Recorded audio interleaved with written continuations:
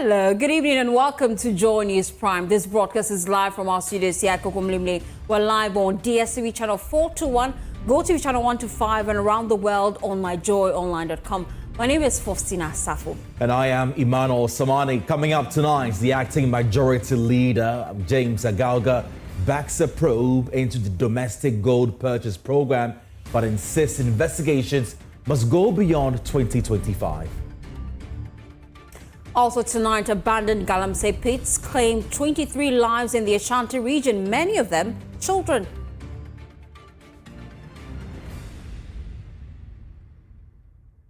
And later this evening, discipline or abuse, the story of a 12-year-old whose scars reopen, the fight over physical punishment and the law that shields it.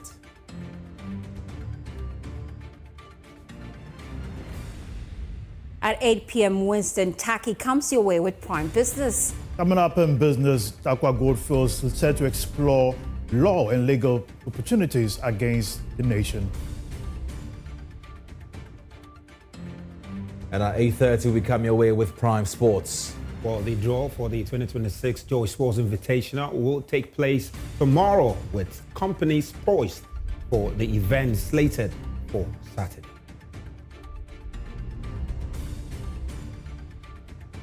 Well, this is JoyNews. We are your home of independent, fearless, incredible journalism. It's a good time to take a seat and please be our guest.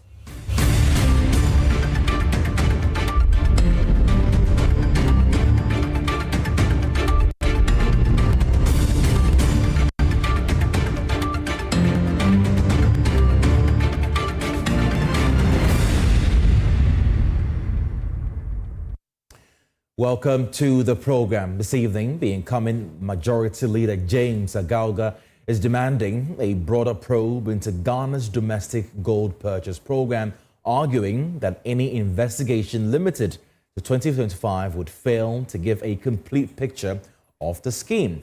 His comments follow a motion filed by the Minority Caucus seeking parliamentary inquiry into the reported loss and the summoning of the GoldBod executive officer Samani to explain the transactions. But speaking on PM Express, the Bolsa North MP said Parliament must return to the program's origins and examine how gold purchases were conducted under previous administrations. They have made a surplus huge in the region of what, 4 billion plus, thereabout. And that is captured in the Auditor General's report. So, Evans, I can understand why GoldBod is saying that they are ready to account to the people of this country. Maybe what we need to do is probably to extend the scope of the probe. Because, you see, the domestic gold purchase program started as far back as 2021. Were there costs associated with the purchase of gold borne by the Bank of Ghana? Yes, in the IMF report, they state categorically that 400 million was lost as a result of the domestic gold purchase program, which was designed to show up our currency, the performance of our currency against the dollar. It was a deliberate government policy. So we had to spend money, the Bank of Ghana had to spend money to achieve those objectives, right? So today, nothing has changed. The IMF report itself says the only thing which has changed is that under this government, we have scaled up the domestic gold purchase program as compared to its scale under the previous administration. So you want to extend the time? I mean, those are the proposals so that you can have a global picture. So you're not limited, because from what I understand, this motion that has been submitted by the minority focuses on 2025. Correct? Yes. Yes. So in order for you to have a global picture of what has happened over the period, I mean, it's important for you to go down memory lane to ascertain for yourself what the practices were. So is it the case that at that time, 2021, the precious minerals marketing company bought the Dor, or they call it Dory gold, whatever it is called, that's the raw gold, using Forex Bureau rates as opposed to the Bank of Ghana rate, which in itself would definitely account for some losses, right?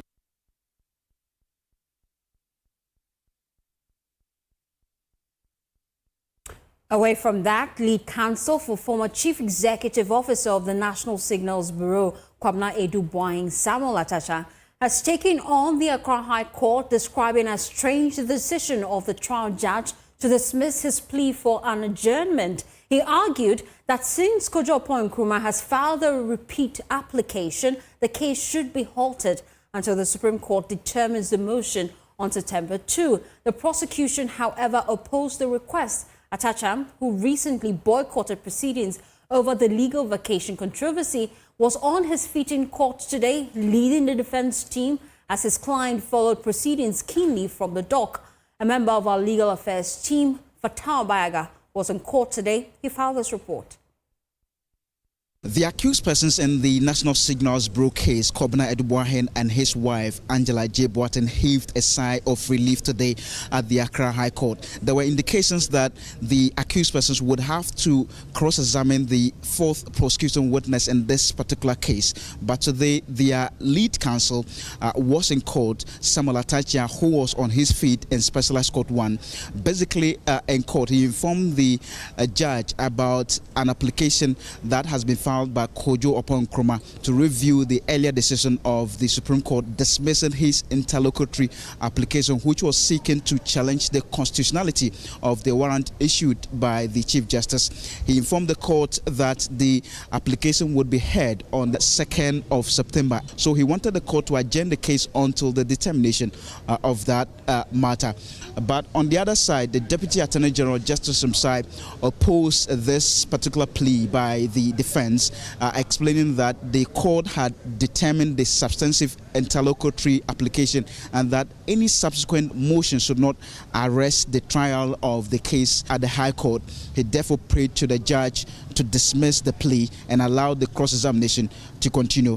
The trial judge, Justice Francis Apanga Chibonga, after listening to the arguments of both sides, says he has not seen any rule that says that the trial should be halted until the determination of such an application. He also says that though the matter was determined by a single judge, it must be respected until there's another decision of the Supreme Court setting aside its earlier decision or reversing it. The trial must continue. He therefore asked the lead counsel for Akufo-Addo, Samuel Atacha, to continue the cross-examination of the fourth prosecution witness. Judge now makes a detour that he will not abide by the repeat application for injunction. Earlier on, he adjourned proceedings when the application for injunction was filed. Now, he's turning around to say that he will not abide by the fact that, the three judges should determine the injunction by reversing what the single judge did. Was strange to me. The case has therefore been adjourned to August 26 for the continuation of the trial. For JoyNews from the Accra High Court, I'm Fostina. Now, Assembly members in the Muslim district of the Ashanti region have petitioned President John Mahama to remove their DCE engineer Hamidu Abdullah over allegations of persistent overspending and commercialization of district road improvement program equipment. The Assembly members say the overspending and commercialization of DRIP are the only 2 of 9 major concerns, pushing them to threaten a vote of no confidence against the DCE if President Mahama fails to act. There's more in this following report.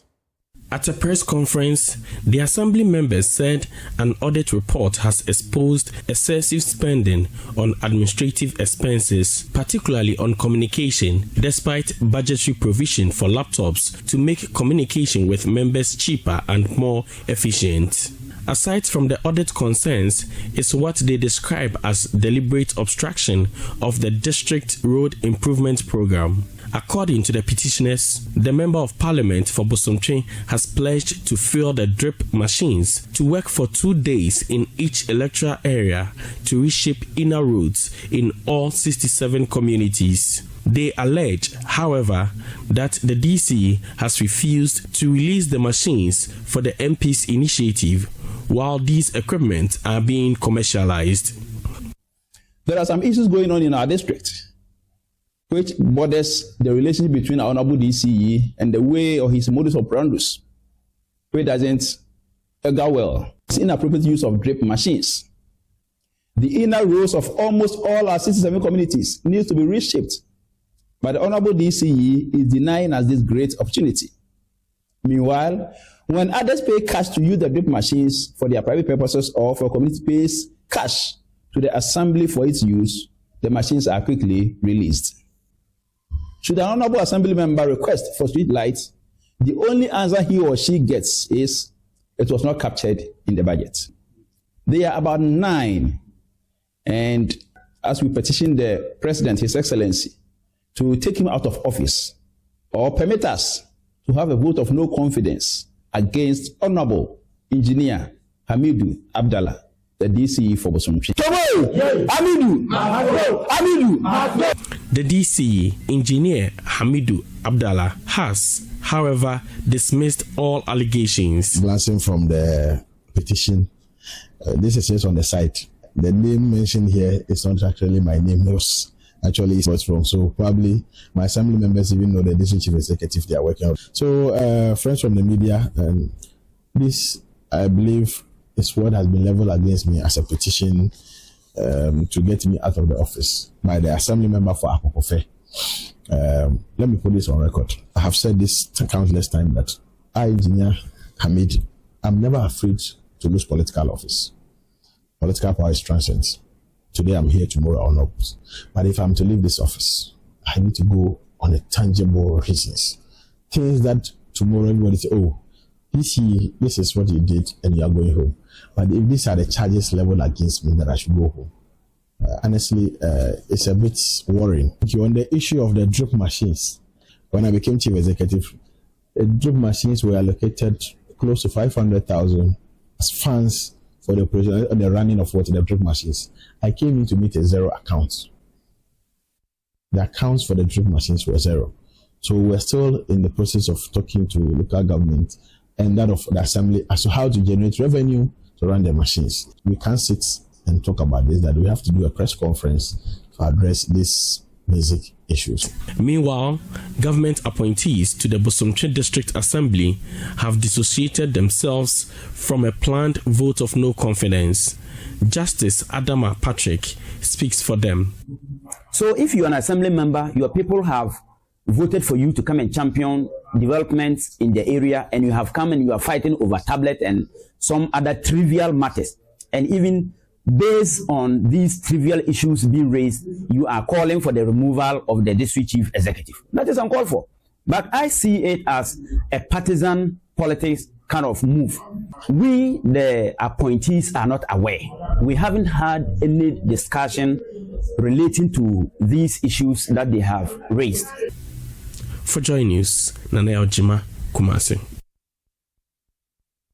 Still in the Ashanti region, at least 23 lives have been lost to abandoned illegal mining pits in the Ashanti region, with a significant number of them being miners. Although 19 bodies have been retrieved from the pits, the remaining 4 are still trapped. This was revealed by the Ashanti Regional Minister, Dr. Frank Amwakohene, during the commissioning of a new ultra-modern office complex for the Minerals Commission in Kumasi. Emmanuel reports. Across the Ashanti region, many pits originally operated by illegal miners remain open and abandoned, posing danger to residents. The issue of illegal mining continues to bedevil our lands. Speaking at the commissioning of the new office complex for the Minerals Commission, Regional Minister Dr. Frank Amwakohene recounted that more than 20 lives, including children, have been lost to the pits. Many of them, he says, were farmers accessing their farmlands for produce. As a result, he emphasized that the Regional Security Council, with the support from the Ministry of Lands and Natural Resources, has begun reclamation efforts to cover all abandoned illegal mining pits dotted across several communities. As I stand here as head of research, within the period under review, 23 lives have been lost only because they were going to their farms and fell within pits that were left uncovered by miners within the various areas. As part of the 23 people, only 19 people have been recovered from these pits. The remaining 4 of them, we've not still been able to find their bodies. These includes 11 children whose future has been cut short because someone in his quest for money left a pit uncovered within some of these areas that leads to farmlands, among others. Looking at this problem and with the support of the minister, the national security together with the ministry has started a reclamation effort in order that we will be able to target these uncovered pits that fall within the areas where people actually fall in and drown. The regional minister further noted that through the Ministry of Lands and Natural Resources, the security services together with the Forestry Commission, they have been able to remove all permanent structures, especially filling stations developed in the region's forest reserves. I also want to thank the ministry that as part of your effort in supporting us to be able to fight illegal mining, we want to appreciate that you have successfully helped us to move every permanent structure within the region that fell within the forest reserve. So in time past, there used to be filling stations well established within forest reserves to support mining activities within the forest reserves here in Ashanti region. As I speak with you now with the support of the ministry, there is no forest reserve in the Ashanti region with a filling station or a permanent structure here in Ashanti region. Can you see the support of the minister and the ministry? Dr. Mwakohene further noted that the government, in collaboration with the UK government, has erected permanent camps and structures along rivers in the region to be occupied by forest guards to safeguard the forest and water bodies. For JoyNews, I am Emmanuel, Bright Kweku. To more news tonight, the National Anti-Illegal Mining Operations Secretariat NIMAS has intensified its illegal mining in the western region, disrupting several illegal mining activities threatening the river and Cobra within the Ablabo general area of the Elembele district. 3 suspected illegal miners have been arrested and handed over to the police in Axim for further investigations, while a number of Changfang machines and water pumps sitting on the river have been destroyed. Here's a report by Erastus Asare-Donko. The river Ankobra is one of the major water bodies that has experienced chronic pollution by illegal miners for gold.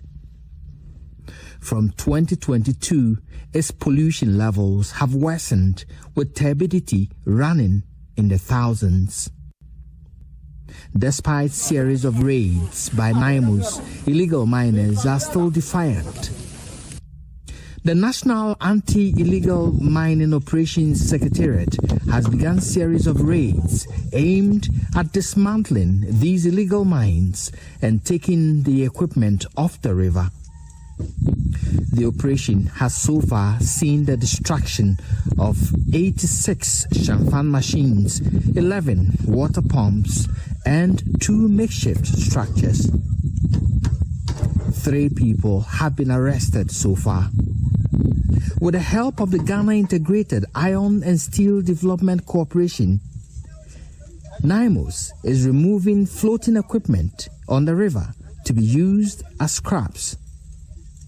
The operational commanders believe the scale of equipment destroyed will significantly reduce the capacity of the illegal miners to continue operating in the affected area to enable them remove mining infrastructure from sections of the Ankobra River corridor. Reporting for JoyNews, Erastus Asare-Donko, Kumasi.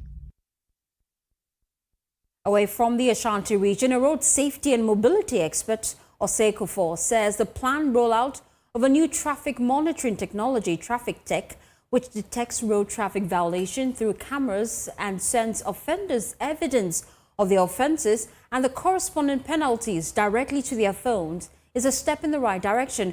Akufo, who is also the executive director of the Road Lines Foundation, believes the system will help reduce the carnage on Ghana's road. We'll hear from him shortly, but first let's listen to the Interior Minister, Muntaka Mubarak, who has been providing details about how the systems will work. He did that during government's accountability series. We are currently rolling out the Traffic Tech. The Traffic Tech, how it works is that traffic offences are captured on devices such as face cameras, mobile cameras, in-vehicle cameras, handheld devices, and radar system. The evidence is reviewed through a back office control room, after which validated offenders receive electronic notices with detail of the offense, penalties, and payment process on their phone.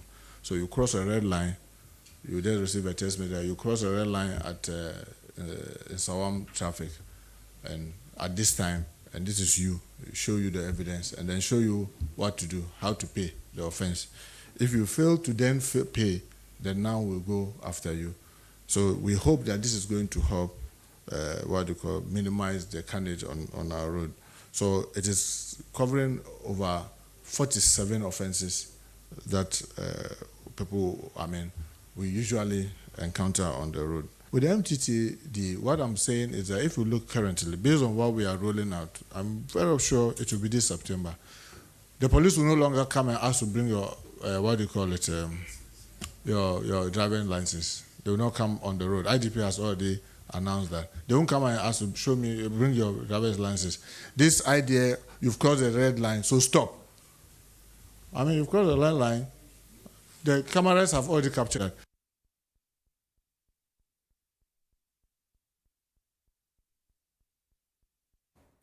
Well, some Ghanaians are also hailing the initiative, saying, among other things, that it will help eliminate corruption on Ghana's roads and reduce crashes. Ghana here, there are supposed to be some kind of tooling on the road. The traffic lights, most of the major junctions are not working. You see, so if it is not working and then I cross, then the camera picks up my details.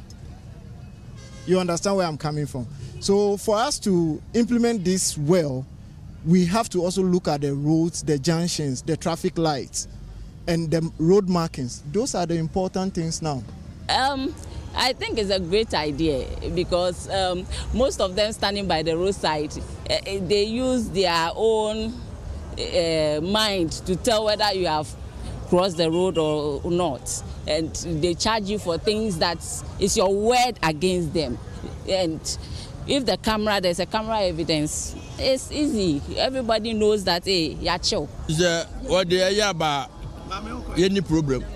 Any share about driving because they can't do baby. Those people, I'm working with them, with my drivers, always I encourage them to do whatever is right.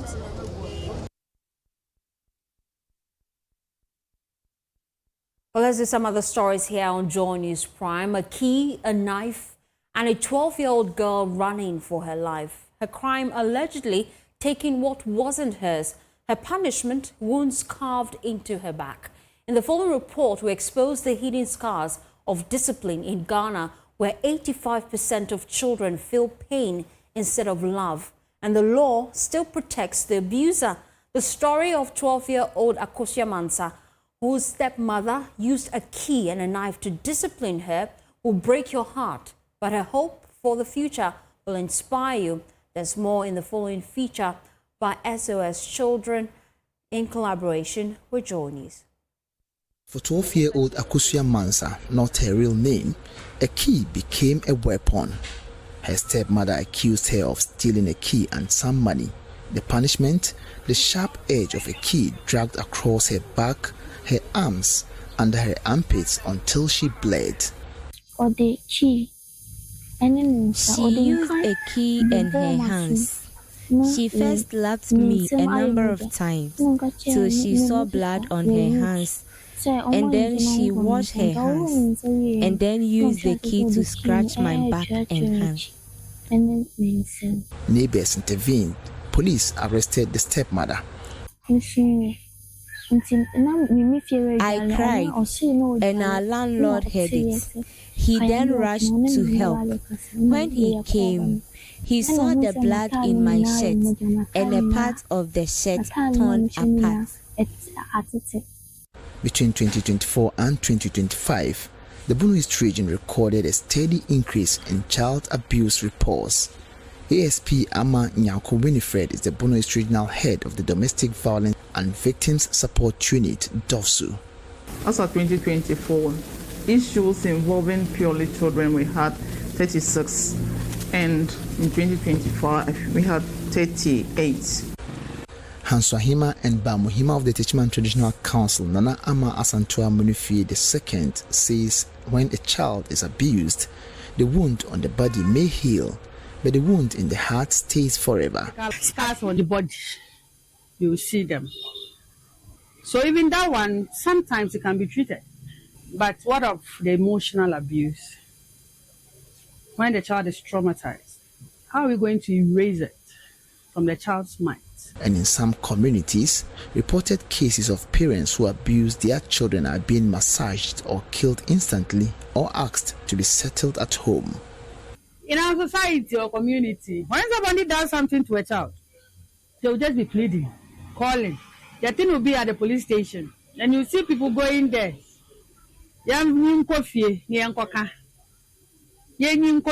people are doing it. But there is hope. Traditional leaders, DOFSU and child protection agencies are now calling for public awareness campaigns in rural languages and stronger enforcement of existing child protection laws. Our opinion leaders, when issues of child abuse crops up, I'll plead with them. They shouldn't interfere. They should let the law take its own course. Nationally recognized institutions like UNICEF report that 57.5% of children, mostly between the ages of 2 to 14, experience physical violence, often masked as discipline. Akosua is now in a safe place. Her physical wounds are healing. The emotional scars, that will take years. The woman who hurt Akosua is behind bars for 4 months. This story is brought to you by JoyNews in partnership with SOS Children's Village, Ghana. Fosti? So watching JoyNews Prime. And yeah, quite unfortunate, but well. Quite unfortunate, and I like the words. I'm emotional. Let's take a break. We'll be right back. Yeah.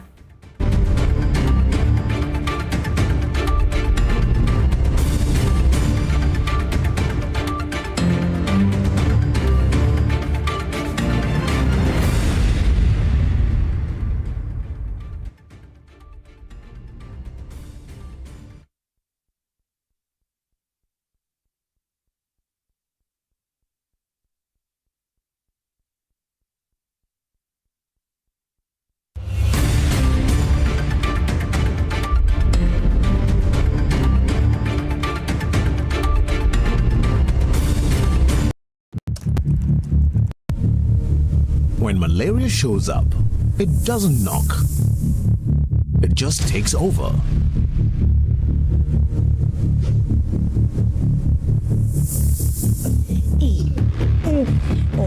No. This fever is too much. When malaria comes, respond with Mala-2. Fight malaria with Mala-2 tablets or syrup from Ernest Chemists. Test for malaria first before taking Mala-2. If symptoms persist for more than 48 hours, see a doctor. This advert is FDA approved. So, this strategy will lead... Oh no, not again. Sir, relax. The generator will come on now. The generator is not working. Why stress yourself when the experts are just one tap away? Introducing Left Power, the smart emergency support app from Left Signature Limited. With Left Power, certified engineers respond fast, anytime, anywhere. No delays, no stories. Hello, sir. This is Left Signature Limited. The request has been received and our engineers are already on their way. Please relax. We've got you covered. This is professional. Every Left expert is certified, verified, and can be tracked in real time. Oh, you'll know they're coming before they even arrive. From electrical engineering and solar power systems to data center management, cloud services, smart automation, and software development, Left Signature delivers excellence, fast, reliable, and professional. Left Power. Your solution is just one tap away. Available on Play Store and App Store. When you're little, days are extremely busy. Work, traffic jams, meetings, conference calls. Luckily, Basically, our mom is here to take good care of us with day-by-day baby and day-by-day kids and their naturally active ingredients. Our skin is hydrated, soothed, and protected all day long. Yes, hello?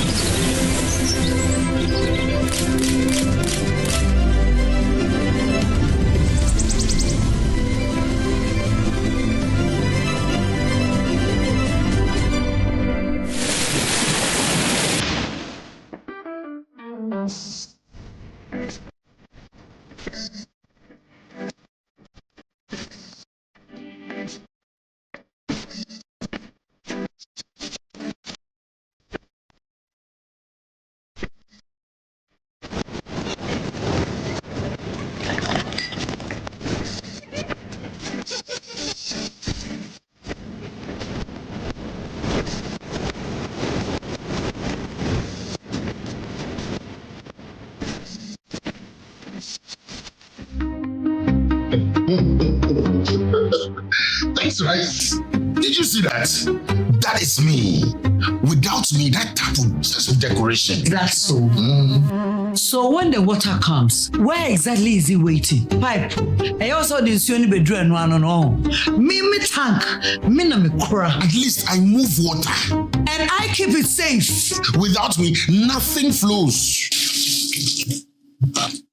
What's happening? I bring the life. I preserve it. Hey, why is the water going on and off like this? Maybe I can do it alone. Maybe I need you too. Strong, reliable, built for every home. Syntex pipes and tanks. The perfect water team. Syntex. Are you strong? Are you tough?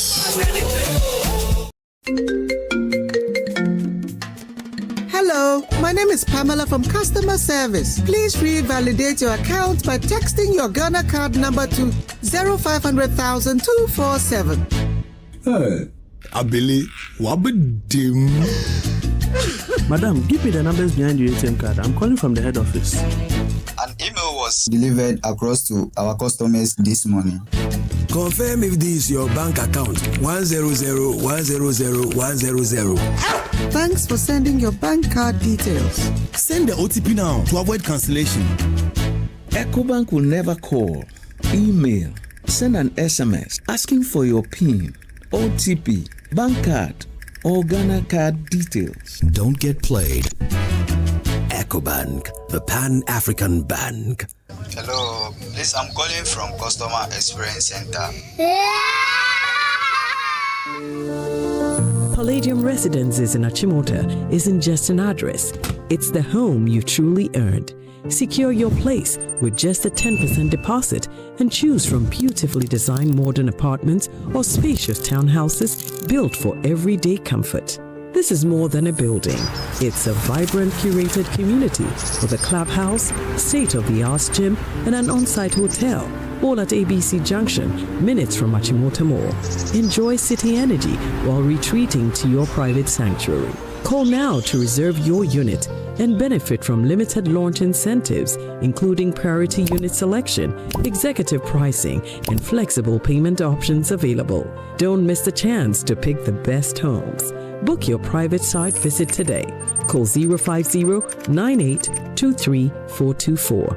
Palladium Residences. Live smart, invest better.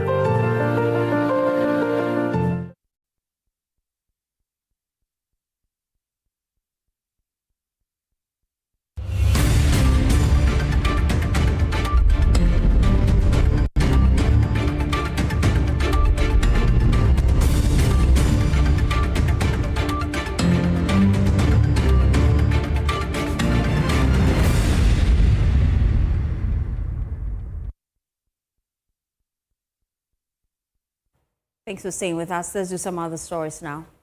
Now, 6 aspirants in the New Patriotic Party's national executive election have officially filed nominations to contest the election. One key message across has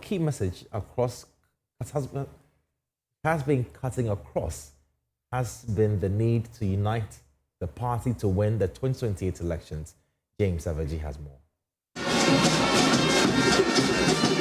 6 aspirants have filed their nominations at the NPP headquarters here in Accra on Tuesday with different vibrations. A number of them coming with large crowd of supporters and others coming with a number, quite a sizable number to file the nominations. The 6 include former chairman of the party, Paul Afoko, who wants to go again as national chairman of the party. Former MP for Tema is Daniel Ni Kwate Titus Glover, who was Tema East MP and now contesting for the position of national organizer. Hajia Safia Mohammed, who was a member of the National Hajj Board under the erstwhile administration and current vice of the National Women Organizer position. She wants to go now as a substantive national women organizer for the NPP. Awad Mohammed is a member of the national communications team of the party, wants to be voted as national Nasara organizer of the party. Alfred Ababio Kumi, also known as Adenta Kumi, also filed to contest as national youth organizer of the party, and Collins Nyama filed as national treasurer aspirant. The message from all of them to party supporters has been around national unity and reorganization of the NPP for Victory 2028. I believe that if you see anyone resort to insult, attacks on personalities and so on, it means the person doesn't have any message at all. The days of Buga Buga is over.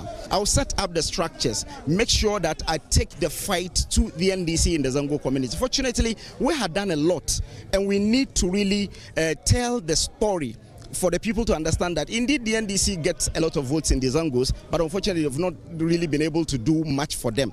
All hands on deck. There's a lot of job to be done.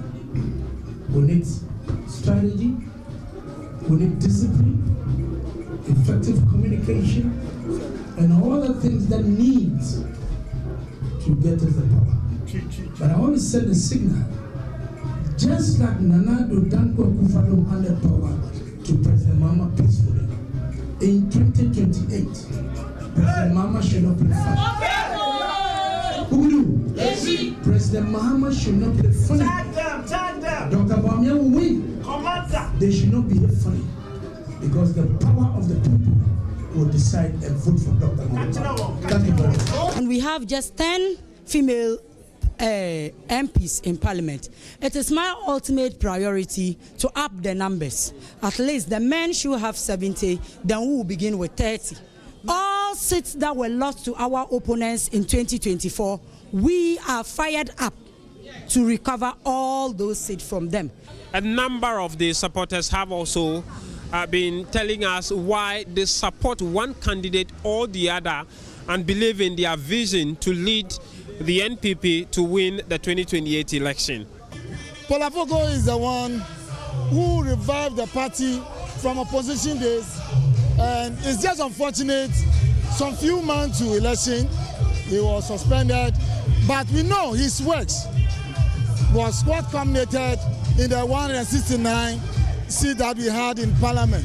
So he coming back again is a good news to the grassroots, because he believes in strengthening the grassroots, that is the polling station executive, constituency executives, and then the region, to be able to work effectively and win power for the party.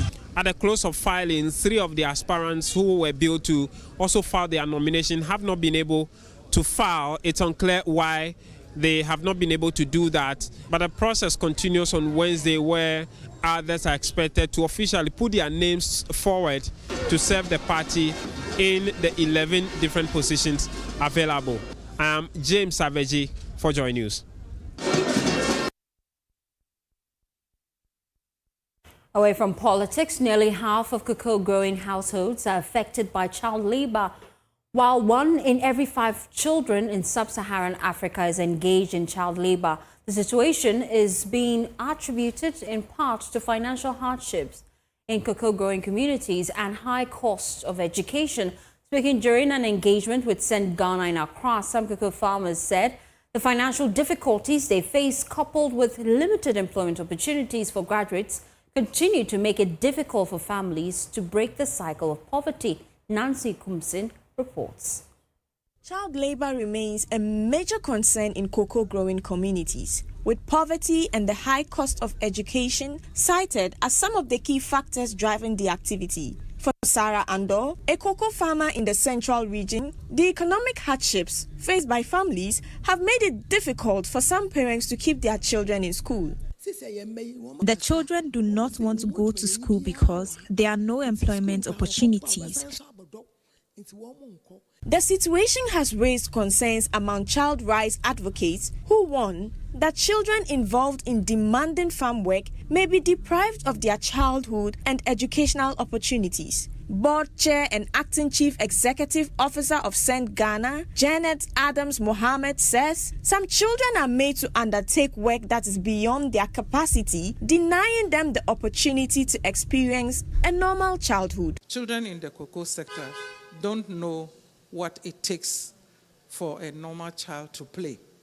When they even go to school, sometimes they have to go to school half day, and at the end of the day, they go back to the farm.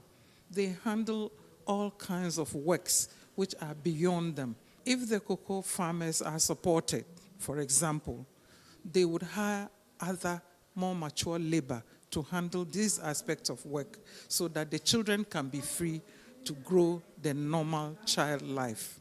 Vice Chairman of the Parliamentary Select Committee on Food, Agriculture and Cocoa Affairs, Kwame Gape, says government must commit more resources to supporting individuals and families affected by child labor. Yeah, we need to advocate for more resources for them because they are constrained in terms of resources. So we advocate for them and also tighten the laws in terms of passing new bills for the president to assent to it. Stakeholders are therefore calling for stronger social protection measures and increased economic opportunities for cocoa-growing families. They say addressing the root causes of the situation is critical to reducing child labor and ensuring that children in cocoa-growing communities remain in school. For JoyNews, Nancy Kumsin's report, read to you. More news tonight. The Tano South Municipal Assembly in the Ahafo region is struggling with a sanitation gap following the expiration of the government's contract with Zoomline Ghana Limited. Public spaces, markets and streets across the municipality remain littered and unclean due to a critical shortage of sanitation workers. Speaking on Saturday during a joint cleanup exercise held in collaboration with organizers of Bechem Homecoming Festival 2026, the MCE, Emmanuel indicated that hiring casual laborers is an immediate measure to maintain basic sanitation needs. Emmanuel reports. The end of the government's contract with waste management giant Zoomline Ghana Limited has left local authorities struggling to keep public spaces clean. To manage the growing heap of waste, the Tano South Municipal Assembly has engaged a limited number of casual workers. However, the handful of laborers is vastly overwhelmed by the scale of the task. Speaking at a joint cleanup exercise organized alongside the Bechem Homecoming Festival 2026 Committee, Municipal Chief Executive Emmanuel acknowledged the current workforce is inadequate. With regards to the Zoomline issue, I've been in touch with my municipal environmental officer to see how best we can be able to address that issue. Recently, we have recruited some casual workers who are into the cleaning activity. Next year, we add it to our budget so that we recruit more. We put them on the sanitation component. Each and every month, we're paying them from the sanitation component of the common fund. We can have at least some people in all the communities working daily basis to keep up the environment clean. Municipal Environmental Health Officer James Agalga highlighted that sanitation management requires daily professional attention, while urging the central government to grant financial clearances, allowing assemblies to hire permanent, full-time sanitation personnel. Sanitation is very broad and it's very expensive. Those days that you see people early in the morning cleaning the town, sweeping here and there, with Zoom Lion, reflectors, other things. Now there are no more. Putting weight or more pressure on our local government staff. So I will plead with the central government that they should give the municipal assemblies, especially the town of South, the north, to the management of the assembly to employ more people. If assembly can even pay them, so that to beef up those few ones on the ground, which are the sanitary laborers.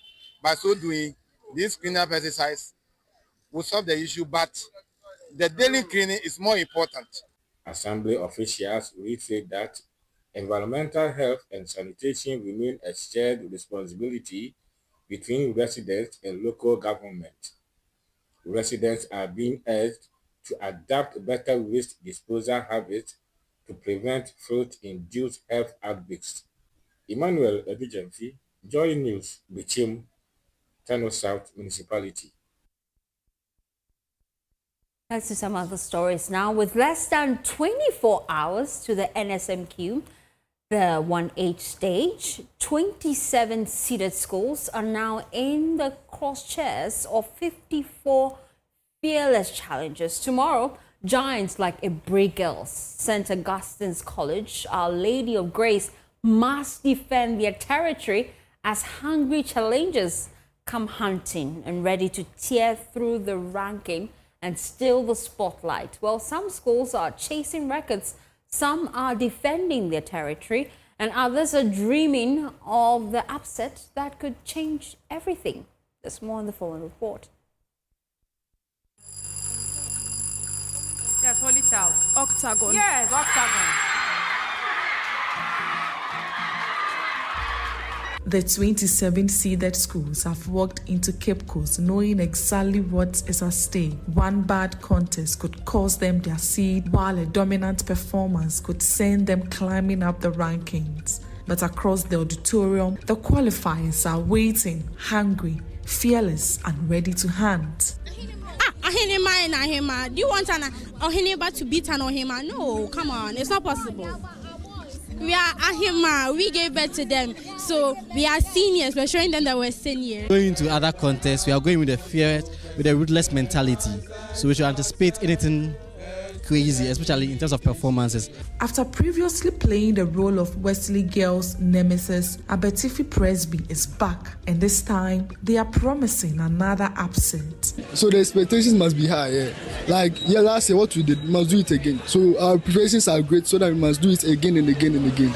Then come the quarter-final regulars, familiar faces with a fresh hunger to go where they have never gone before. In fact, this year, empowered by the grace of God and by the mercies bestowed upon us, is going to do something that is unprecedented, something which has never happened in the history of NSMQ since its inception in '93.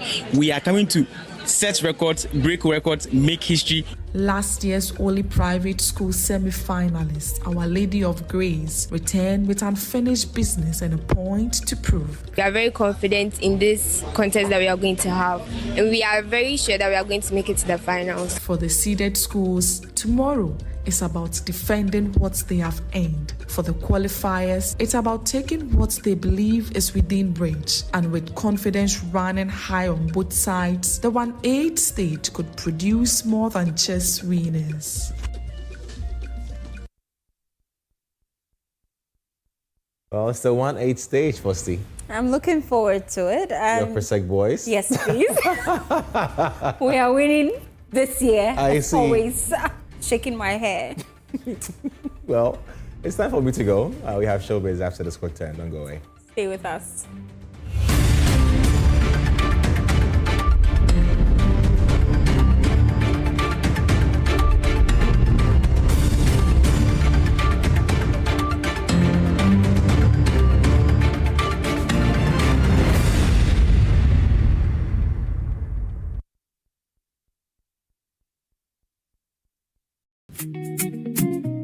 Oh, mommy, can I have a few things for school? I know, that's why we are here, Jaden. But be specific. Few things like, what do you need? Please, can I have a laptop? A laptop, Jaden, and laptop is what you get. Don't let us go inside and go and change your mind. Okay. Let's go. Yes. Mom, please, can I have a phone? A phone, Jaden? Yeah. Let's check some out. Mommy, you know I can't have a phone without a power bank. So you need a power bank? Yes. Hey, God. Let's check out some. Oh, Mom, please, one last thing. Can I have a fridge? A fridge? Jaden, why are you going to sell pure water in the school or what? Or you want to open another Compu Ghana branch in your school? Hey, Jesus. Okay, I'll get you a tabletop fridge. Thank you. Look at this boy, you. But Charlie, if your kids are going back to school, you need to as well help them get back ready. Compu Ghana back to school season is here. New school, new level. Malaria's remedy is Lonat. Therefore, we're gonna use Lonat to recover. You have malaria? Yes, are you shivering? Yes, yes. You got chills? Yes, take Lonat. First day, take Lonat. Second day, take Lonat. Third day, take Lonat. That's all. Lonat scatter malaria. Lonat ide scatter malaria. This advert is FDA approved.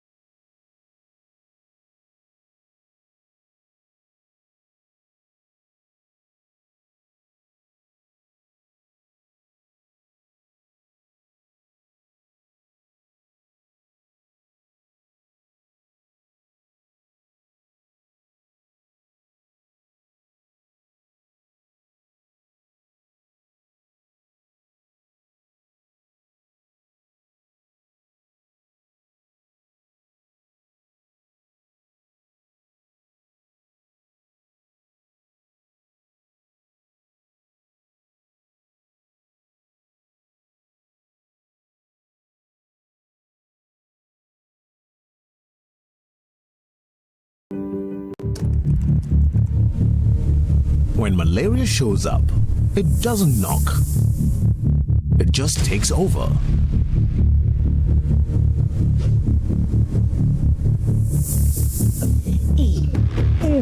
Oh, no. This fever is too much. When malaria comes, respond with Mala-2. Fight malaria with Mala-2 tablets or syrup from Ernest Chemists. Test for malaria first before taking Mala-2. If symptoms persist for more than 48 hours, see a doctor. This advert is FDA approved.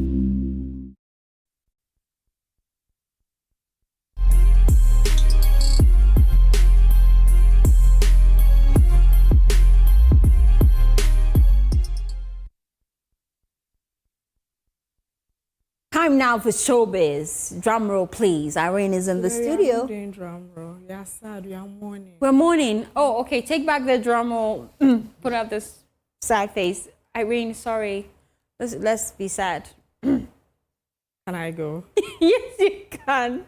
All right. So it's that time again where we take into the world of entertainment, and today we begin on a sad note as the world of music mourns one of its biggest icons. American country music legend Dolly Parton has passed at age 80. Her death was announced on her Instagram page by her family, and this has brought to an end the remarkable life and career of a woman whose life and music has touched many. A beloved country queen, known for her vulnerable and poetic lyrics, like in her classic hit, Jolene. Jolene, Jolene. Dolly Parton's music was as popular as her bold style, composing and performing booming anthems like 9 to 5 that resonated with office workers everywhere. For myself, a cup of ambition. She ranks among the most successful country recording artists of all time, with nearly 50 albums and more than 25 #1 hits.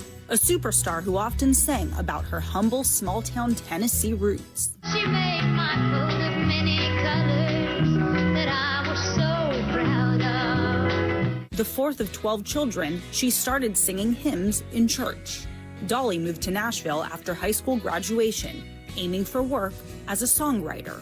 I was just trying to make a living trying to find what I wanted to do to have my songs recorded. The petite singer modeled her signature style after a woman known for her promiscuity in her hometown. She was the prettiest thing I'd ever seen. I was very impressed by the big hair she had, the lipstick and the nails and the high heel shoes. Dolly got noticed quickly, scoring a recording deal and a regular gig on the Porter Wagner Show. You know that was my thing on the mind. Their collaboration lasted 7 years.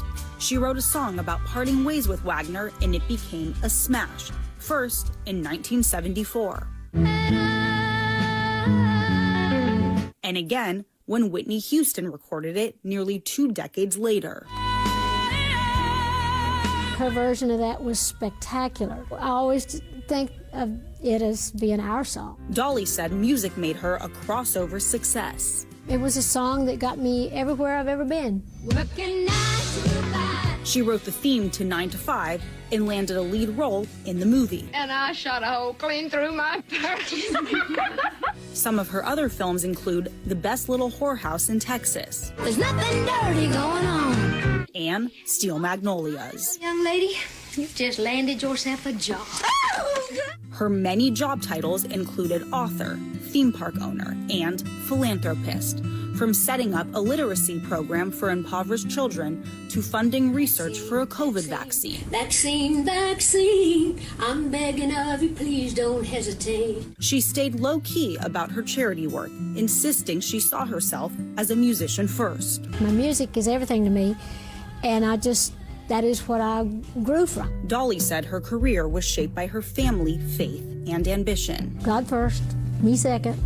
And I've been able to maneuver and live my life based on that and use my talent to the best of my ability. Indeed, she did, writing an estimated 3,000 songs and earning countless awards and honors, including a Grammy Lifetime Achievement Award and enshrinement in the Rock and Roll Hall of Fame, an event Dolly dominated, even out-rocking the rock stars in 2022. She released her first rock album at the age of 77 and often collaborated with younger singers.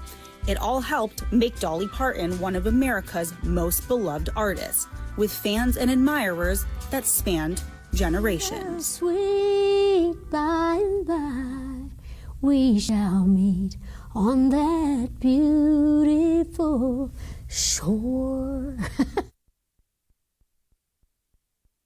Right. Oh. RIP to her. But you know, the president, U.S. president, has ordered or has announced that the U.S. flag be lowered for a week. Wow. So yes, he actually took to his social media page saying that it's very sad to report that Dolly Parton, one of the greatest country singers and far beyond ever, has just passed away. This is a true loss for millions of people. There has never been anyone like her and never will. In her honor, I'm lowering the American flag throughout United States for a week period, beginning tonight at 6 p.m. Rest in peace, Dolly. The world loves you, President Donald Trump. And that's all I have for you, Fosti. Oh, it's quite a sad one today, but may her soul rest in perfect peace. Thank you so much, Irene. And that's how we wrap up Joy News Prime. For more news, please log on to myjoyonline.com. My name is Fostina. Sarfo. Up next is Prime Business. Stay with us.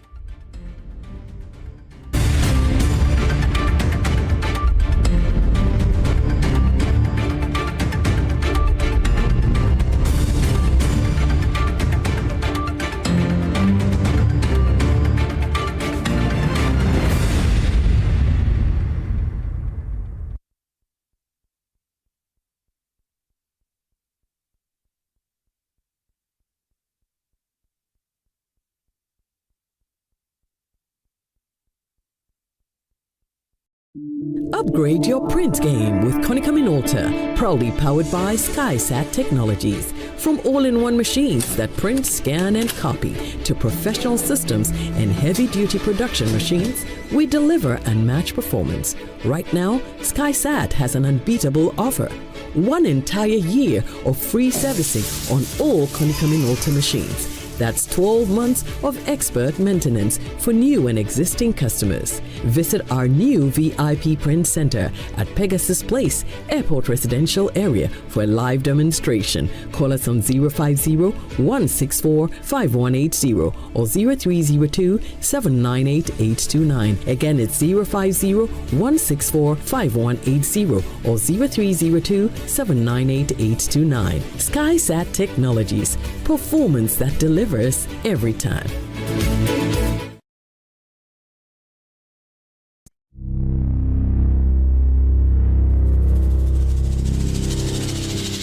This August, the Super Morning Show is done pretending. Sustainability isn't just tree planting, it's whether the systems we depend on actually last. Lights that stay on, water that reaches the bucket, food that nourishes people instead of rotting away, roads that take us home instead of taking our lives. When things keep failing, that's a sustainability crisis. So this month, we're asking why. Why land guards still run our neighborhoods? Why food rots in bins while our neighbors sleep hungry? Why the road that killed your cousin still has no signage? Why half the water you pay for never reaches your bucket? Uncomfortable? Good. That's the point. Stay tuned to the Super Morning Show throughout August for Joy Sustainability Month. Sponsored by MTN and Momo. Presenting the ultimate bragging rights in Fostina School. It's that time of the year on the academic calendar. The National Science and Maths Quiz is back and bigger than ever. The nation's brightest minds, the sharpest reflexes, and the question that changes everything. For the first time, over 170 schools enter the arena. More schools, more rivalries. Only one school will lift the trophy and claim the bragging rights of Ghana's champion of science and maths. Who has what it takes? Catch the contest on JoyNews, Joy Prime, Joy FM, and across all our digital platforms. Date 20th August to 10th September 2026. The 2026 National Science and Maths Quiz.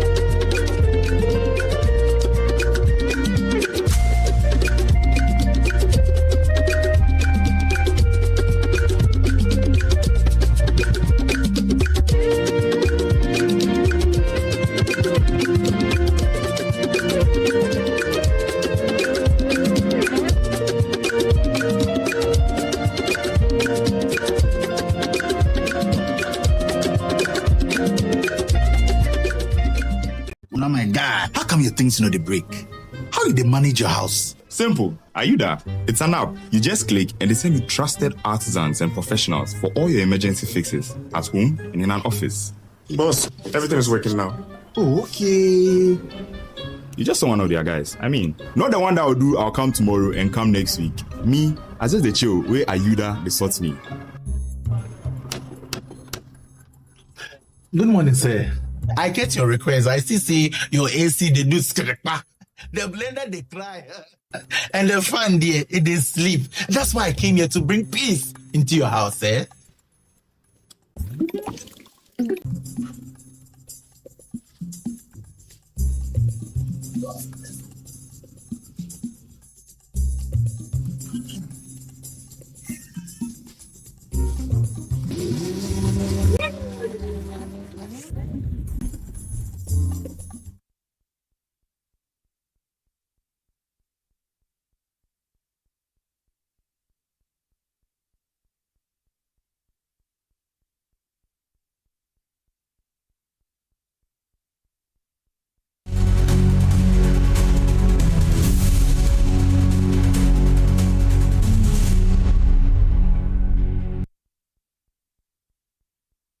Hello, welcome back to Business Here. My name is Winston Taki, and out of Force Business Story. Goldfield says it will consider legal action to secure the renewal of Itakwa mining lease if necessary. Meanwhile, the Executive Director of the Center for Extractive Development in Africa, Samuel Bequin, says the stronger local capacity and a clear framework for the foreign investment to prevent hostile takeovers is necessary for the sector. we had nationalized our mines. That's the history. And then during the Washington Consensus in the late 80s and 90s, we actually privatized these mines. If we want to go back, we have to have a clear strategy. If I'm an investor coming in now, as I've said, Winston, my first initial mining lease, if you make me aware that after the first initial mining lease, we would have trained a Ghanaian to manage a mine, and therefore after that, then I will know how I make my investment. And also transfer the technology to a Ghanaian. I don't think we have adequate experience right now. And when I say adequate experience, we have the adequate experience in terms of the mine managers, but setting up a company, specifically managing a mine. I think until recently, it was only Adamus that was purely Ghanaian owned. And now we have that mine, which is also Ghanaian owned. So if we can build those experiences and also help to build a company, we don't want a company that we build and then there is a lot of lack of efficiency as well. We want a company, a world-class company built. And now I think we also have Asante Gold, though not Ghanaian, but also floated the shares as well. So we need to build that experiences. And then we'll be in a position to say that we have enough capacity, we have enough experiences, we have enough people with investment capacity to invest in the mines. I think that is what we should do. And if we want to start that, we should start now, not saying that we want to take over the mines, but build the capacity before we decide whether we are doing indigenization with them. The Minister for Energy and Green Transition, John Abdallah Jinapo, has disclosed that government will pursue the procurement of 1,200 megawatts of combined cycle thermal power capacity, with the project expected to be completed by 2029. According to Mr. Jinapo, the initiative forms part of effort to secure reliable electricity supply while reducing the cost of power generation for the country. Speaking at the Future of Energy conference, he said the government had taken on ambitious decision to procure the additional thermal capacity using the country's own resources. The Minister of Energy and Green Transition at the event said government was confident that the project would be completed by 2029 and described it as a potential game changer for Ghana's energy sector. Mr. Jinapo, however, noted that Ghana would still require additional power between now and the completion of the project, saying government was therefore working on arrangement to bridge the supply gap during the transition period. We have taken an ambitious policy to procure 1,200 megawatts of thermal capacity with combined cycle on our own as a country, so that it can reduce the cost of power. When we did the analysis, we are confident that by 2029, we should be done with that project. That will be a game changer. But as Minister, one of the challenges I face is between now and 2029. If you contract additional capacity, knowing that thermal power, and those of you here who understand, you need a minimum of like 10 years. Can you take 10 years and by 2029 you have your own power? Then you have what you call redundant capacity and what you call excess capacity charges. But we also need power from now till 2029. So we've been working around the clock, and Ben and Co have been helping me to come out with that arrangement where we can have additional power. But when we reach 2029, we have our own power. The minister stressed that Ghana's energy sector must provide not only sufficient electricity, but also reliable and affordable power capable of supporting businesses and industry. He said government will continue to pursue reforms and investment aimed at building a more financially sustainable and competitive electricity sector. Away from energy, let's do some financing. The Finance Minister, Dr. Akufo-Addo, has affirmed his commitment to fiscal discipline despite room for more borrowing due to current debt dynamics. Ghana now has the room to borrow more after revenue to debt servicing reduced significantly to under 20%. Speaking at a program in Accra, the Finance Minister stated that measures have been implemented to ensure we don't get back to those dark days. As we are Zone Financing Corporation, Ghana will proceed with discipline. We will not borrow simply because financing is available. Every project must be economically justified, transparently procured, and capable of supporting growth, generating revenue, and reducing costs. Any road, railway, power plant, industrial enclave, or other infrastructure finance through this cooperation, must improve productivity, create jobs, increase export, and strengthens Ghana's ability to repay its obligation. We will diversify our financing sources, protect debt sustainability, and avoid a return to the conditions that led to the 2022 debt crisis. Away from that, the Governor of the Bank of Ghana, Dr. Johnson Isiama, has called for stronger coordination and oversight of Ghana's virtual asset sector as the country moves to implement the Virtual Asset Services Providers Act 2025, Act 1154. Speaking at the inauguration of the Virtual Asset Coordinating Committee, Dr. Isiama said the rapidly evolving nature of virtual asset and digital finance requires regulators to adopt a proactive approach to protect the integrity and stability of the financial system. Bank of Ghana, the committee would provide a statutory platform for coordinated regulatory and supervisory action among relevant institutions under the Virtual Asset Service Providers Act 2025, Act 1154. He stressed the need for effective coordination, timely information sharing, and a shared commitment among regulatory institutions to safeguard the integrity of Ghana's financial system. This inauguration this afternoon therefore marks an important transition from the enactment of the legislation to the establishment of an effective, coordinated, and sustainable virtual asset regulatory framework in Ghana. As we inaugurate this committee this afternoon, I urge all member institutions to approach this mandate with the seriousness that it deserves. The pace at which virtual assets and digital finance are evolving globally, this leaves us little room for a passive approach.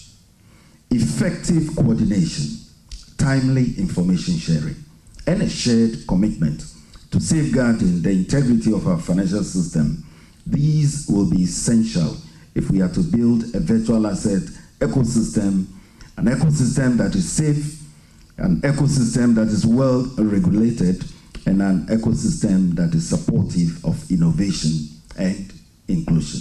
Dr. Isiama commended the BOG's Virtual Asset Department and its counterpart at the SEC, as well as the Ministry of Finance, Cyber Security Authority, and Financial Intelligence Center for their collaboration in establishing the framework.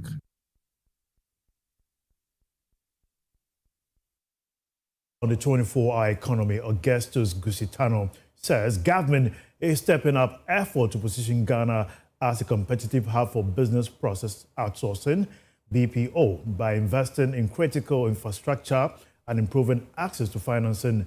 Speaking at a high-level government industry roundtable, he says the move forms part of government's broader strategy to create a more enabling environment for BPO businesses and attract increased investment into the sector.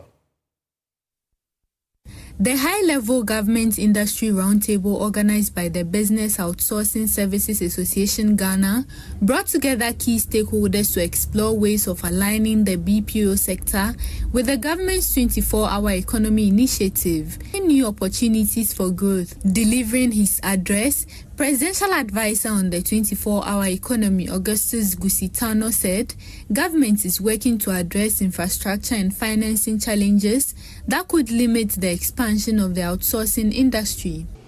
To build the infrastructure that is required to seat people to do remote work and to ensure that the overall infrastructure, Ghana has a lot of fiber entering.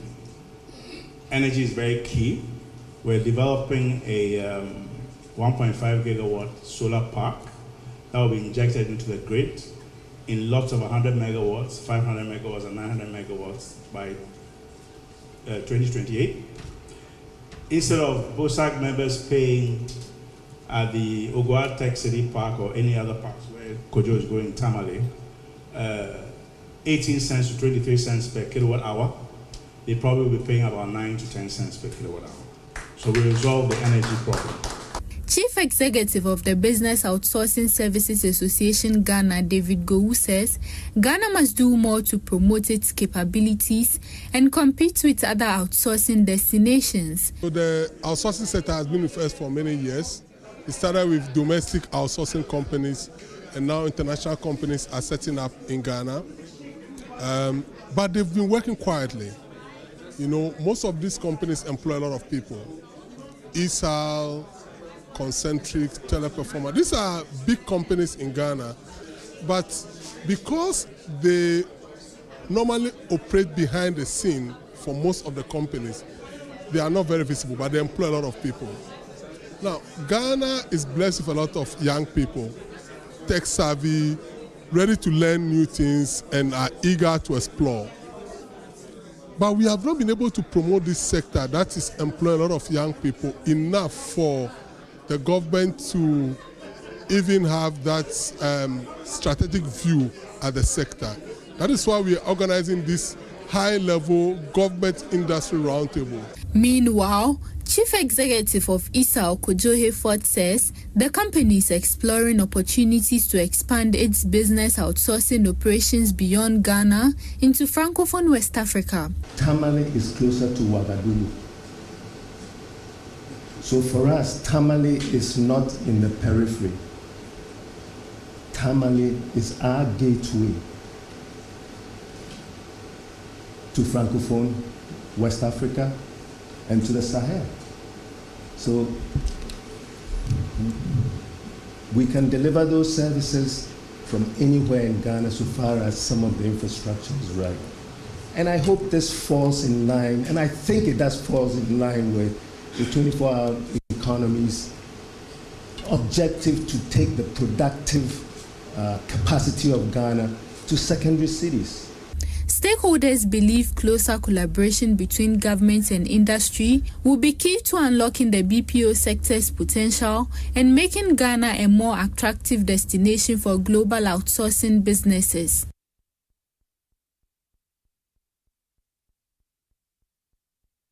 Ghana Gas is looking to reinvest its recent profit into expanding its operations and improving the reliability of gas supply to the power and industrial sectors. The company says construction of a third compressor is expected to begin by the end of September as part of effort to create backup capacity at its processing facility. The announcement follows an industrial tour of the facility by the Public Utilities Regulatory Commission.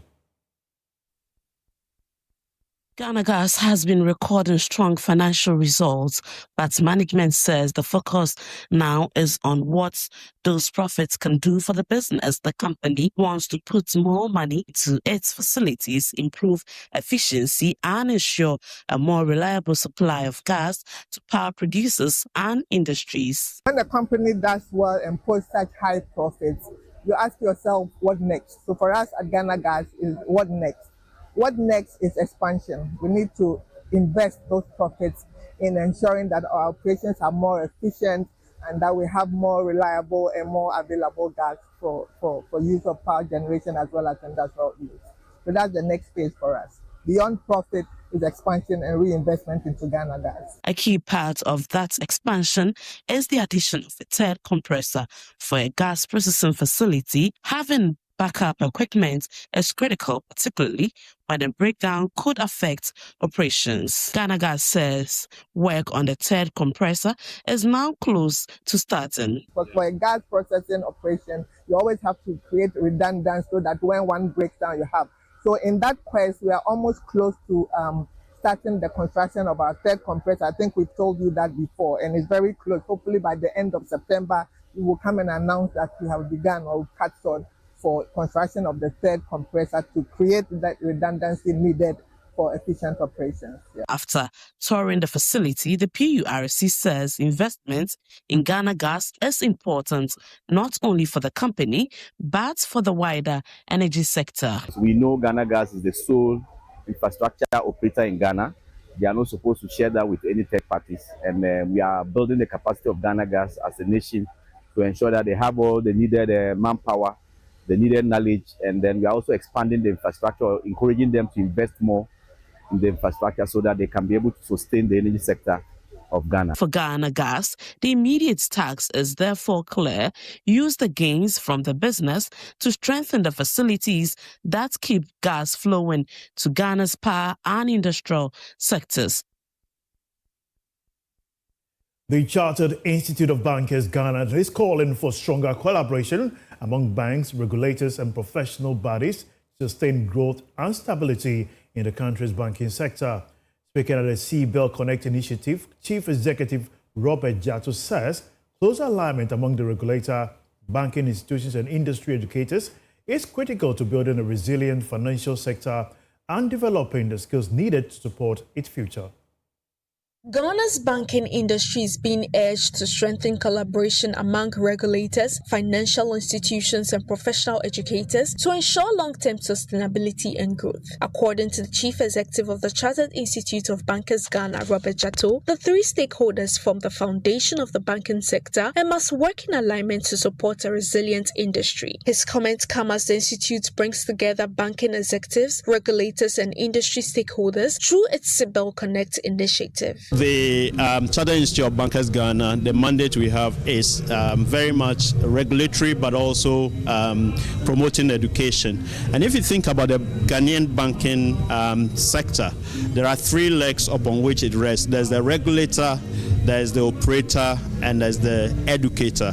So think about the regulator as Bank of Ghana, think about the operators as banks, then the educator is Chartered Institute of Bankers Ghana. And the three legs must work in alignment to ensure sustainability. And that's why we are really privileged to have the banks represented, as the operators, the regulator represented. Meanwhile, the Chartered Institute of Bankers Ghana says Ghana's successful bid to host the 2028 World Conference of Banking Institutes will provide an opportunity to bring global banking and investment stakeholders to the country. Mr. Jatto says the conference will bring together bankers, policymakers, regulators, and the investment community, creating a platform for knowledge sharing and stronger international engagement. We are very delighted to have won the hosting right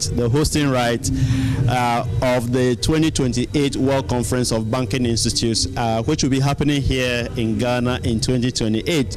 And for us, that's an exciting privilege to host the World Conference of Banking Institute, bringing the world to Ghana. We took Ghana to the world. We are bringing the world to Ghana, and it will be an important event in the history of our country because it's bringing the investment community, but also bankers, policymakers, and regulators together, and it will be fantastic. The institute says preparations for the 2028 Global Conference will complement its ongoing efforts to strengthen professional development, thought leadership, and the next generation of banking professionals.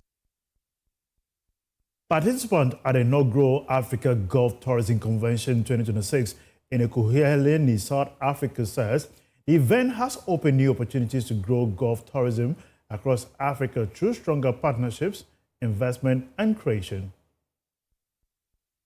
The AXA Conference Center here in Ekurhuleni in Johannesburg was transformed to a one-stop shop for everything related to golf. It was also to show to the world that golf is not just a sport, but also has enormous opportunities, including investment, tourism, business, and many more.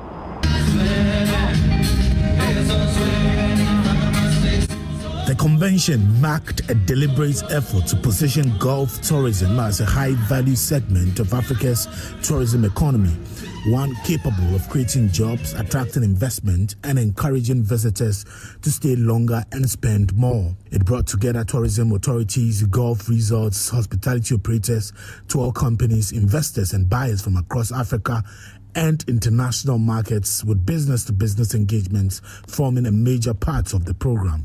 Obet Moses Nthithel of the Customer Relations Office of Kenya Airways says the Africa Gulf Tourism Convention has demonstrated that there's a strong market for golf tourism across the continent. He says airlines such as Kenya Airways have an important role to play in linking golf destinations across Africa to the international markets from which these travelers come. I'm already busy with a group of golfers to Nairobi, and then, we have more inbound, but we're collaborating as well. I've got a few contacts today from the directors of the golf fraternity, whom I'll contact so that we can tailor, some, deal or collaboration moving forward.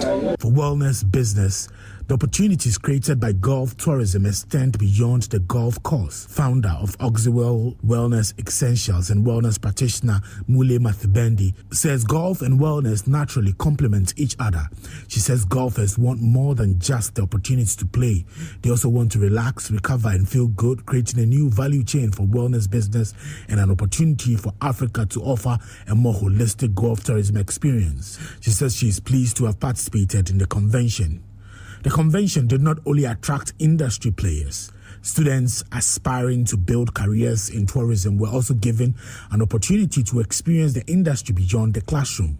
Maya Mpithi, a third-year University of Pretoria student attending a convention as part of one of her tourism models, says the experience has broadened her understanding of the sector. Now I see the business side of golf, also the economic side of it, the economic investment in it, because we got to get a speech from someone from Spain, and he told us about how the history of golf started off and the similarities that we have here in South Africa, or well in Africa, with other countries and other places. So just showing us how we can then combine and better the industry. Lecturer Sifwe William, who brought the students to the convention, says exposing them to industry players and real-world opportunities is an important part of their education. What we teach in universities and the actual industry needs, and also for them to kind of find their own feet in terms of the different sectors that might be of interest to them, because tourism is quite wide.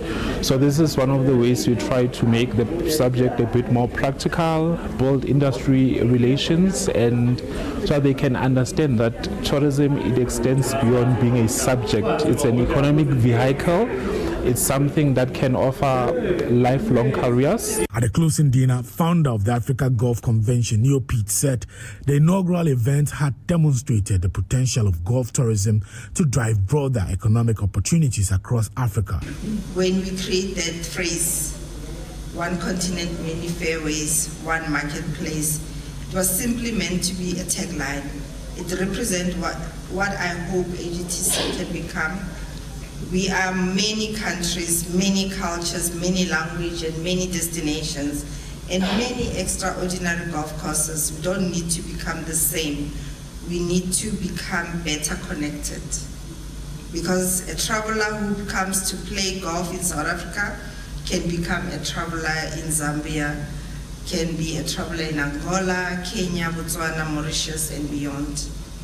Africa does not have to compete against Africa. There is enough opportunity for us to grow the Africa golf tourism market together.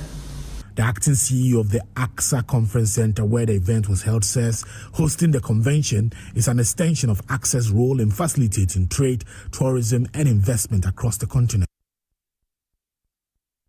That's all for business here on Prime Business. My name is Winston Taki. Thanks for watching. Up next is Prime Sports.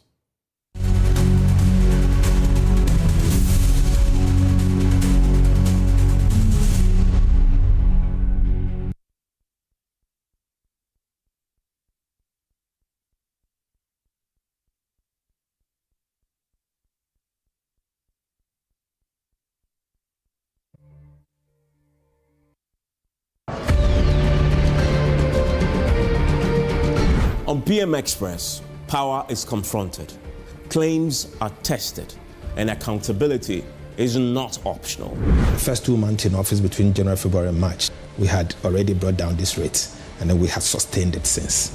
Politics, business, the economy, social justice. If it affects your life, it will be examined. If it shapes your future, it will be interrogated. You ever sitting there today, you see me sweating, I'm answering your question, you in the comfort of your chair, putting all these questions to me. That is why you would not have the responsibility of bringing about this document. No safe spaces for evasion, no comfort in half-truths, just facts, pressure, and the courage to stay with the question until the answer comes. Your word says, my words were, those listen, on Compact Plus, you pay 570 and you get more channels. Evans, that moves you. This is the speech. To The speech I read yesterday is what I'm holding here. You didn't read the speech. You didn't write it. I wrote it and I read it. Because democracy demands scrutiny and the public deserves clarity. When the day's noise fades and the nation needs understanding, there is PM Express on JoyNews. Independent, fearless, credible.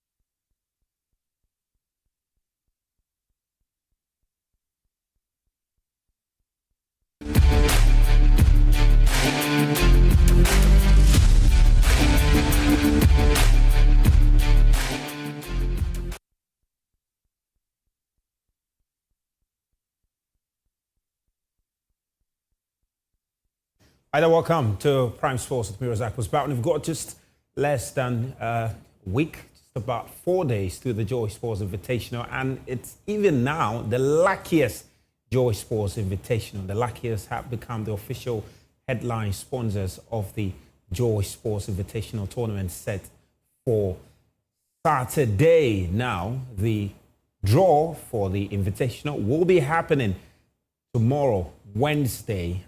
Various companies that have registered to be part of the tournament will get to know their opponent for the respective disciplines. Now, one of the companies that have now signed onto the tournament is Tema Oil Refinery, and they are gearing up for the tournament with great enthusiasm, promising to claim the ultimate prize come Saturday.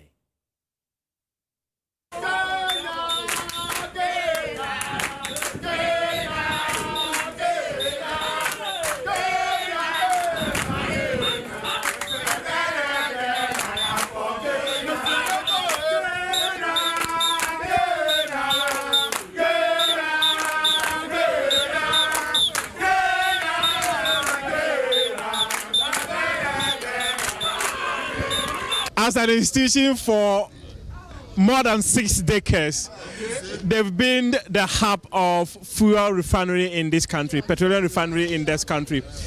They're the core reason why we are able to commute from one end to the other in this country. Thank you. Tema Oil Refinery. And they are coming to the Joy Sports Invitational with more than 60 years of experience.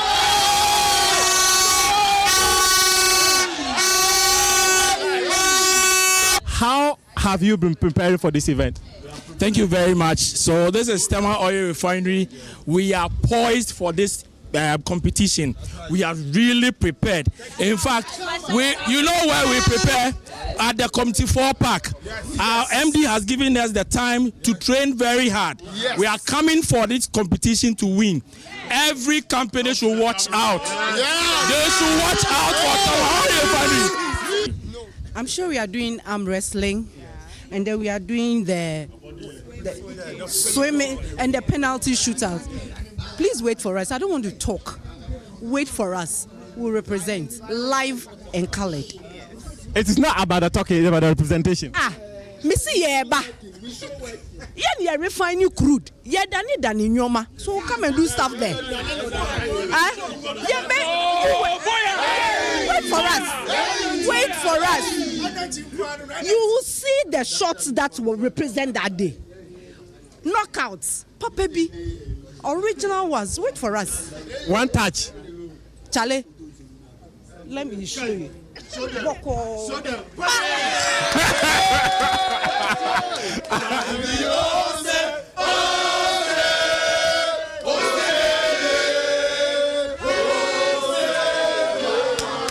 Your team was telling me about how you've created an opportunity for them to prepare for the invitational tournament. What influenced that decision to say, come on, let me give you a window to go and prepare for this competition? You know, for tour, like you know, we are the pride of Ghana and Africa as a whole. For now, we are camped in Barcelona.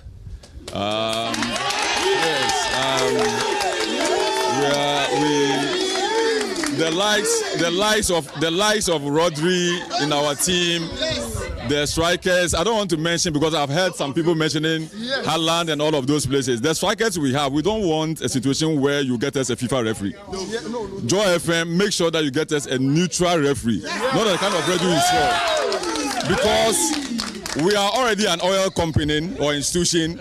We are oily.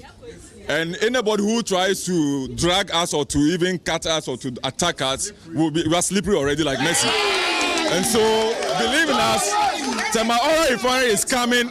And to all who are bragging in their offices, know that Tema Oil Refinery was born in 1961. We are older than most of you. And we are going to make sure that on that D-Day, whether the FIFA president Infantino or yourself, Joy FM, we want to even play the finals with you, so that we can see Muftao your game.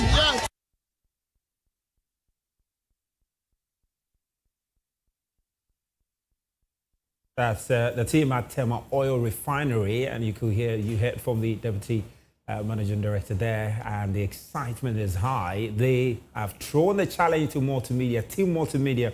We are yet to hear from Team Multimedia, and they have indicated that we'll hear from them very soon about their readiness. But Nabita Hospital has also been getting ready for the tournament. They say despite being a company that deals with the health of the Ghanaian public, they are equally poised to show their sporting prowess and dominate all disciplines that they will be taking part come Saturday.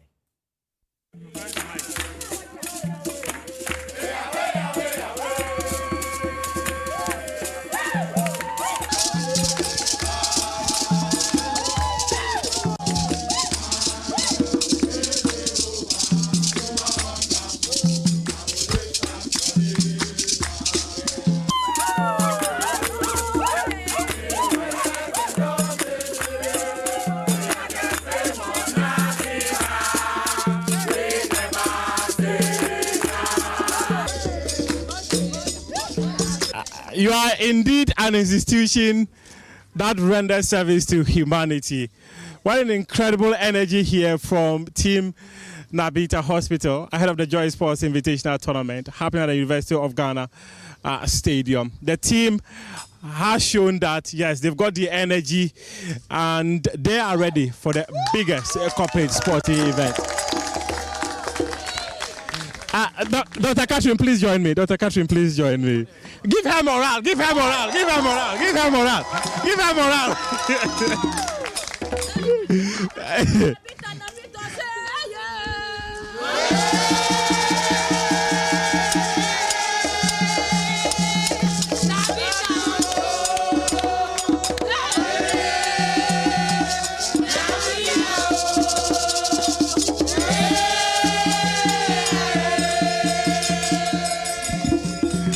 Now you have the morale. How ready is the team for the Joy Sports Invitational Tournament? We are more than ready to conquer the program. Where have you been preparing the team? We've been to a secret hideout. We don't want anyone to know our tactics. Come this way. We have on the team notable managers. We have brought Alex Ferguson out of retirement. Pep Guardiola is his assistant. And tonight we have midnight training.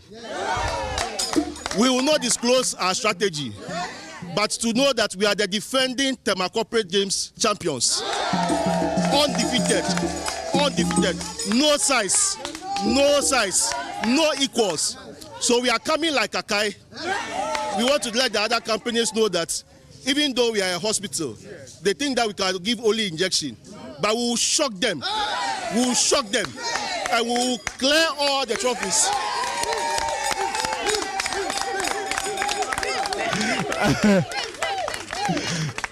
Dr. Catherine, please let me talk to you. Talk to me about Nabita Hospital. What makes it a special hospital? Nabita Hospital is a private medical institution. It's more like a general hospital, and we open our doors to everybody. unlike numerous private facilities around, Nabita is a home to all, everybody, and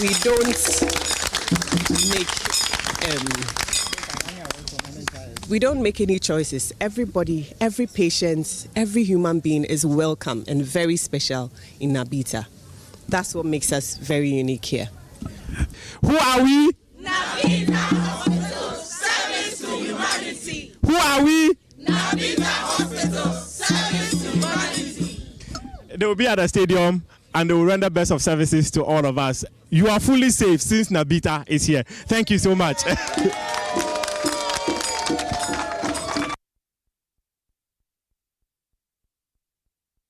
Well, very timely addition to the Joy Sports Invitational, Nabita Hospital. Now, the 2026 edition of the Democracy Cup is set to take place on Friday at the Barra Sports Stadium with Tekra Hatofo and Kumasi Asante Kotoko locking horns. Meanwhile, the trophy for that very crucial game has been on tour, and today it made a stop at the National Police Headquarters and the National Commission for Civic Education.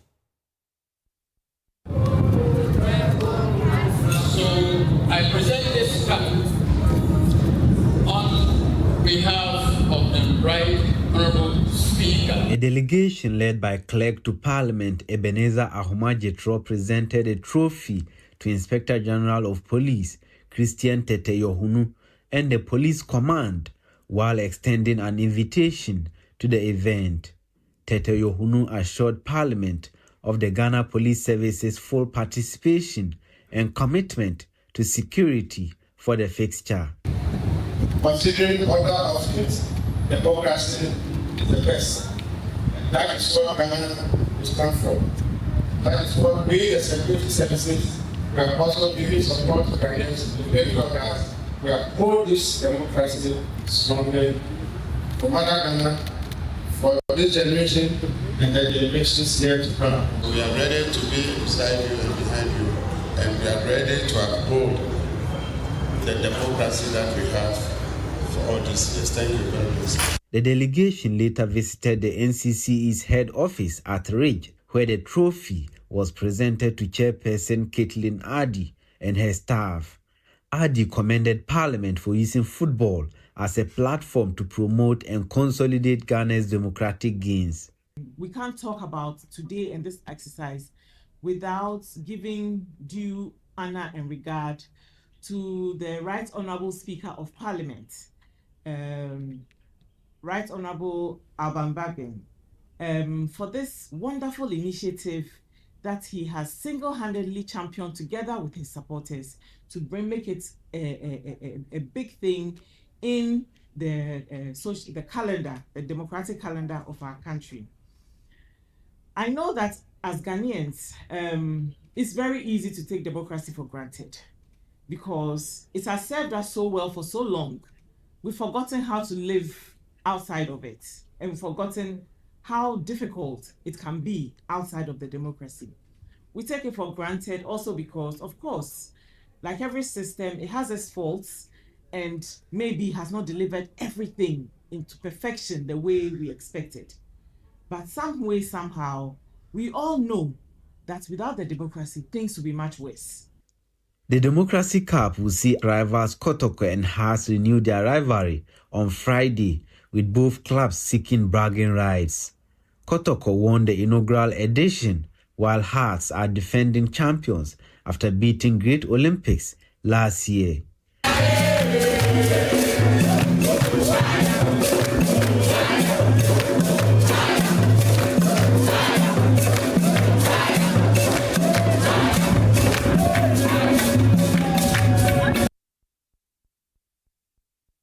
Now, the Accra Turf Club has condemned the forceful entry, demolition, and alleged takeover of its race course at Boteman, describing the incident as extremely serious. The club is appealing to President Mahama for an intervention following that incident which took place on Saturday.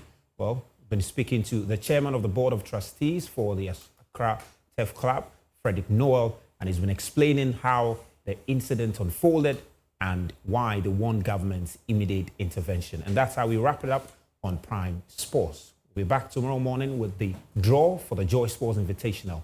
Make a date. And today is the last day for the registration, and any company at all has still got opportunity to register until midnight. So reach out, and you can find all the details on how to register on myjoyonline.com. Here is Frederick Noel, the chairman of Accra TEF Club.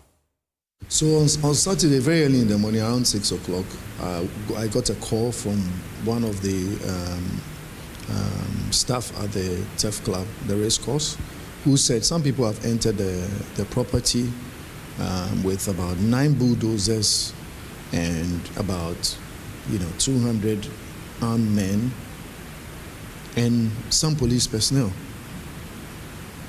Asked what they were doing. They said they were just destroying everything in sight. They started destroying the stables. We had about 100 stables on the property, and they started destroying all the stables. They also began destroying the paddock. The paddock is where we prepare horses before horse racing. Very sophisticated area for facility that we had. So when I got that information, I just placed a call to the police, I think Central Command or something, and then they informed me that the patrol team will be on site as quickly as possible. I couldn't provide them with the name of those who were doing the demolition because I didn't have that information at the time.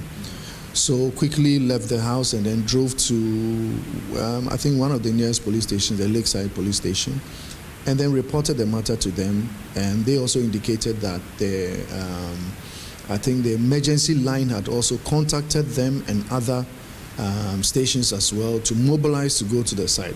I mean, there you could see the efficiency of Ghana Police. I was very surprised at the way that information had been relayed when I made a call from the house, and they were mobilizing patrol teams to the site because we were in distress. Did you ask the individuals who had come there with the security personnel who they were? Who are they basically, and what gave them the right to come there to bring down the whole facility? Yes, we did, because I mobilized the police. We got there, and when we got there, the police said, well, they would take it from there. So they asked the leader for the group. I mean, somebody just came and said his name was Clement Jato or something, and that he has taken possession of the property because the property belongs to him. And another gentleman, I think, called Azuma. Interesting. Part of your statement, like you were saying, they came there, you got the police involved, you tried to get them to stop the activity, but they went on to destroy the entire facility. And I was just curious, when you confronted them, they said they have documentation to that land. So tell us how you also got ownership of that facility, whether you have documents to it, because ultimately you mentioned you're going to take this to courts, and I'm sure it's going to be a matter of documentation. Tell us how you got ownership of that facility in the first place. So yes, they indicated, or they purported to that statement that they had documentation, okay, for that land, and they couldn't provide that information. I said, can I have a look at what they are talking about? Because I don't see how that is possible. Okay. And now to the background to how we got there. We were at the International Conference Center area, the National Security and the Kempinski area. That's where the original race course was, with first-class facilities, stands, and it was built like the Ascot, TEF Club in the UK, And when Kwame Nkrumah was the head of state, when the Queen visited Ghana, that was one of the sports facilities that she visited and presented a cup to the TEF Club and enjoyed the entire place. So it was an iconic place for sports, horse racing. But then the government decided that they wanted to use that area for the conference center, the national security, and then the Kempinski Gold Coast, hotel over a period of time.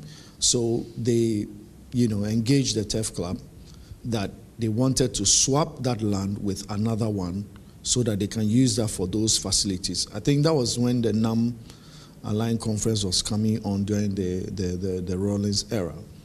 The Turf Club agreed to this land swap. So we were given a place at La Paz, and then later on we were relocated at the present site in Boteman. Okay. Now, from that period, Lands Commission then went to court to get an order from the court to demarcate about 64 hectares of land at the Boteman place for Accra Turf Club. Now, their work is supposed to complete the process, give us title, so that the land swap that we undertook with government, becomes a sealed and completed transaction with no hiccups. As at now, they are still in the process. We don't know. We've taken them to court demanding that they complete that process so that we get our rightful, title for that land. We have been on that Boteman place for over 17 years. We have one of the best racetracks at that place. We've built about 100 stables, and we are continuing with other facilities at the site as well. So for somebody to rise up and say that he owns the land doesn't make sense. So interesting. Just to track the history a bit, you were at presently the conference center, national security area, yes. And we've seen visuals of that when the Queen visited and all of that. That's where you were. Yes. And that entire space belonged to the Accra Turf Club. Yes, we had unexpired title as at the time we were relocated. We had title to that land, unexpired, when we were relocated. But if government said they want that for a purpose, it was a national issue. The Turf Club agreed on the basis that we will be giving a land and they will build that same facility on that land. And was this documented? Was this agreement documented? There was an agreement between the government and the contractor who would then build the race course for us. And then we also had an agreement between ourselves, the Turf Club, and that contractor on what has to be done at the place. So everything was done in a very, very professional way. All right? All Lands Commission had to do was to just continue with the process of implementing the court order, which was demarcate.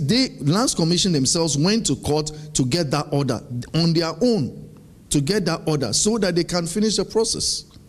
They done that. And for all this while that they had not finished the process, what actions were you taking to ensure that they finished the process? Definitely. We've written to them several times. We have taken the matter to court to make sure that they complete the process. As at now, we are with them in court on the same matter to expedite the process. How can we start a process that was over 20 years ago and you cannot complete it? So the rules of natural justice determines that when you agree with the government, government is not a fraudulent person. Government is not a fraudulent person. Government is not just one person going and another person. Government is a continuum. If you have agreed with government that you are taking my land, that I have ownership to that land, and you are giving me another one, why are we in this situation? It doesn't make sense. It doesn't make sense. Why are we in this situation? And for me, what disturbs me most is what I witnessed on the site. Now, this country is becoming very dangerous. Individuals with arms. I just couldn't imagine hiding in trees with, I'm talking about huge weapons. These are not policemen. When you see a policeman, you know who a policeman is. We saw policemen there. But what country is this? Where are we going to? It's dangerous for our children to grow up in this environment. If there's an issue right now, that whole place would have been a bloodbath. Over 200 armed men. What are they doing there? Is this a war zone? I think the government should look into this matter. So this individual who comes there, one Mr. Clement, or you mentioned Jato, he mentioned himself, Clement Jato, and another Azuma. I don't know. He claims he's got documents to that land. So clearly, the suspicion is that those documents, he might have gotten it from Lands Commission. Have you been in touch with Lands Commission relative to this latest development? Have you been in touch with them at all? I haven't seen the document that they are saying that they have. They didn't show it.